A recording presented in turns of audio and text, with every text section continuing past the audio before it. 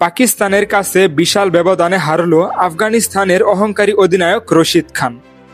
আসন্ন এশিয়া কাপকে সামনে রেখে আফগানিস্তান কিছুদিন আগে তাদের 15 সদস্য বিশিষ্ট একটি চূড়ান্ত দল ঘোষণা করেন এবং চূড়ান্ত দল ঘোষণা করার পরে তিনি এক সংবাদ সম্মেলন করেন এবং সেই সংবাদ সম্মেলনের মাধ্যমে তিনি জানান বর্তমান এশিয়া মহাদেশের ভিতরে তারাই একমাত্র দ্বিতীয় সর্বোচ্চ ভালো দল এবং বাংলাদেশ, পাকিস্তান, শ্রীলঙ্কা এই সব দল তাদের ধার কাছেও নেই।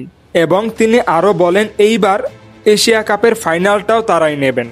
তাই এশিয়া কাপকে সামনে রেখে আফগানিস্তান পাকিস্তানের সাথে একটি প্রস্তুতিমূলক টি-20 সিরিজ খেলে, যা অনুষ্ঠিত হয় পাকিস্তানের শাহাদাব ইন্টারন্যাশনাল ক্রিকেট স্টেডিয়ামে। এবং সেই প্রথম ম্যাচেই পাকিস্তানের কাছে আফগানিস্তান হেরে বসে বিশাল ব্যবধানে। পাকিস্তানের কাছে আফগানিস্তান 39 রানের একটি বিশাল ব্যবধানের মাধ্যমে হেরে যায়। তো প্রিয় দর্শক শ্রোতা, এখন আপনাদের কি মনে হয় আসন্ন এশিয়া কাপকে সামনে রেখে এশিয়া কাপের কতগুলো ম্যাচ আফগানিস্তান খেলতে পারবে, অথবা তারা কি ফাইনালে উঠতে পারবে, অথবা এইবার এশিয়া কাপ কি তারা নিতে পারবে?